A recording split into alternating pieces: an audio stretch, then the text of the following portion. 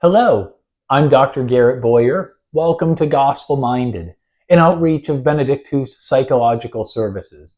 Check out that website, benedictuspsych.com.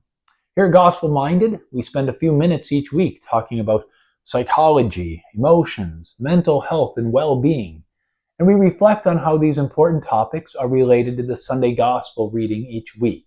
It's no substitute for actually getting yourself to church or participating in counseling, therapy, spiritual direction, if you're involved with that kind of stuff.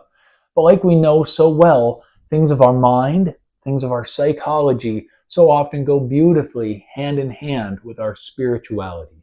If this is your first time seeing this channel, welcome. If you're returning, welcome back. Either way, I hope that you'll like this video and click subscribe so that you never miss an episode of Gospel Minded. So before we launch into today's message, a lot of you who follow this channel know that I've been away for the last couple of weeks, and that was because my father died unexpectedly, tragically, in a traffic accident. And so that's been really hard to deal with. And so now this week I was getting ready to do this video, and I looked at the gospel for today, and the gospel reading today comes from John chapter 11, verses 1 through 45. And what do you think that passage is? It's the story of Jesus raising Lazarus from the dead. So with everything that's happened for me and my family these last few weeks, man, this text has just a ton of meaning and relevance. And I've found it very useful to reflect on, and I hope you'll find it helpful today as well. So this is a rather lengthy gospel. I'm not going to read all of it, but a couple of things I want to highlight. First of all, Jesus is with his disciples, and he decides to go back to Judea because he hears that his friend Lazarus has died. And so they get to Judea, and it says, when Jesus arrived, he found that Lazarus had already been in the tomb for 4 days. Now Bethany was near Jerusalem, only about 2 miles away, and many of the Jews had come to Martha and Mary to comfort them about their brother. When Martha heard that Jesus was coming, she went to meet him, but Mary sat at home. Martha said to Jesus, "Lord, if you had been here, my brother would not have died. But even now I know that whatever you ask of God, God will give you." And then it goes on a little later. Mary does eventually appear. It says, when Mary came to where Jesus was and saw him, she fell weeping at his feet and said to him, "Lord, if you had been here, my brother would not have died."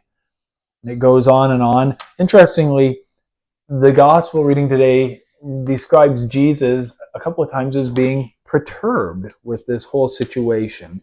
But eventually he says, and not perturbed at Lazarus or at Martha or Mary, but the crowd that's with them. But it says, he cried out in a loud voice, "Lazarus, come out." The dead man came out, tied hand and foot with burial bands, and his face was wrapped in a cloth. So Jesus said to them, "Untie him and let him go." Now many of the Jews had come to Mary and seen what he had done and began to believe in him. So again, I just read a few lines from this rather lengthy gospel, but there is such depth and such beauty and such a richness in this text for today, which is meaningful, of course, because we are in towards the last days of the season of Lent. But man, this text is just so timely for me personally and my family right now, and probably for a lot of people out there, because this isn't simply a miracle story that is recorded as a historical thing in the sacred scriptures. Yes, it is a miracle, but it is also just a profoundly human story about how people respond to grief in different ways, about loss, doubt, death, uncertainty, and how grief, faith, doubt, despair kind of all mutually exist when we're in the midst of that moment of dealing with loss and the pain of death. So, from a psychological perspective, I think a couple of things stand out here. I'm sure a lot of you have heard of Kubler-Ross's stages of grief. So, in 1969, she publishes this book and she highlights these stages of grief: denial, anger, bargaining, depression, acceptance. You know, I think subsequent literature has shown that those are not necessarily linear, and it's not like we can say, yep, the first stage of grief is denial, and the second stage, these factors, these stages, if you will, of grief can happen at any time. They can look any different way. I think bottom line up front when talking about these stages of grief is that there is no blueprint for how one is supposed to grieve a loss. There is no playbook or strategy guide. I mean, even look in the gospel today. So the first person to come out is Martha. She comes out to meet the Lord immediately, whereas Mary stays back. And Martha says, Lord, if you had been here, my brother would not have died. Sounds a little bit like that bargaining. And then later it talks about Martha, who'd been sitting at home weeping, and now she comes to the Lord and throws herself at his feet, weeping. That sounds like it's kind of that depression, that sadness, that grief stage. Jesus himself, like I mentioned, the gospel uses that adjective perturbed. I don't know what exactly that means for Jesus in this narrative, but a lot of us can experience some kind of frustration, anger, irritability when we're dealing with hard loss. All this to say, there is no blueprint or roadmap for what grieving is supposed to look like for any particular person. And it should be noted that there are different sorts of grief.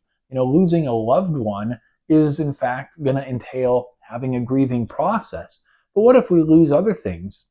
A job, a house, let's say some opportunity that we had wanted to see come to fruition suddenly vanishes. Those can entail grieving processes as well. And who's to say what exactly right grieving looks like? Well, I think everybody is going to be grieving some kind of loss in their own way. Interestingly, and this is what I really wanted to spend time reflecting on today, there was a theorist named David Kessler who later added on to Kubler-Ross's ideas of these stages of grief. And he talked about this idea of making meaning out of the loss and finding some meaning in the midst of tragedy or the unthinkable. And man, to me, that just really hits home. And I think this is where having that Christian anthropology, that classically Christian worldview, can really come in handy and be so healing and so powerful. Because, yeah, certainly, if one were to not believe that Jesus is who he says he is, if we were to believe that this is it, what's around me, what I can see and feel and hear and touch, if this is it, and then death happens and everything ceases to exist after that, I would have a hard time coping. I would probably sink into the pits of depression pretty quick. But I think with this Christian anthropology, even in the midst of death, meaning can come out of it. And our suffering doesn't go unnoticed by the Lord. Our grieving does not go unheard.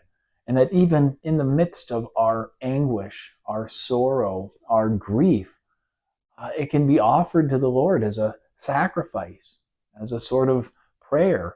I mean, our Lord himself, going through his own passion, offered to the Father this sacrifice of his anguish.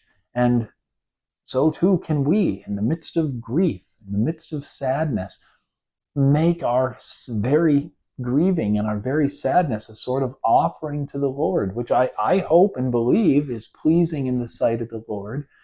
And then to that end as well, making meaning out of the loss. I remember at my dad's funeral, the priest who offered the liturgy said so aptly in his homily, there's a space now that your loved one used to occupy, and it's almost as though there's a hole there.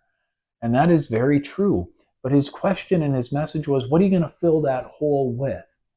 And boy, I think that's relevant to reflect on for anybody who's ever experienced any kind of loss. When you are going through the midst of that pain, how are you going to cope?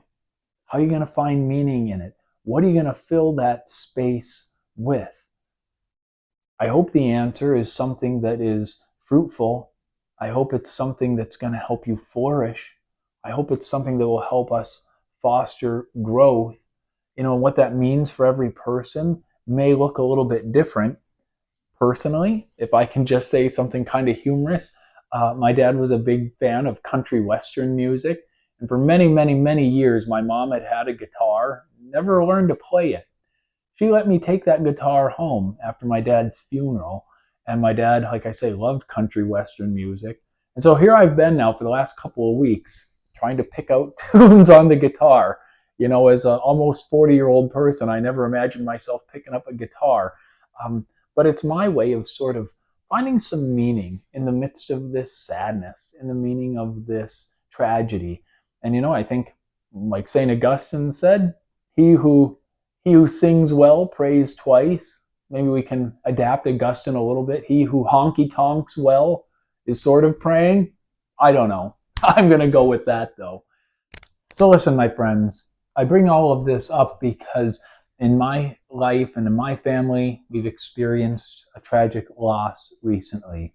And in your life, if you've not already, you will experience a tragic loss too. And sometimes the losses that we experience are these big ones, the loss of a family member or a loved one. Other times we lose important things, an opportunity for a job, a situation that doesn't come to work the way we had hoped.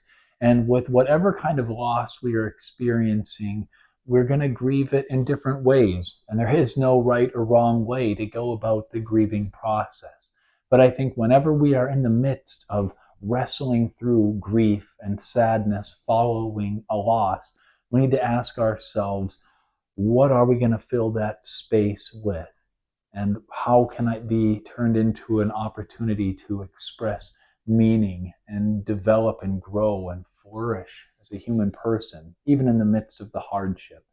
So this gospel certainly has been something else for me to reflect on this week.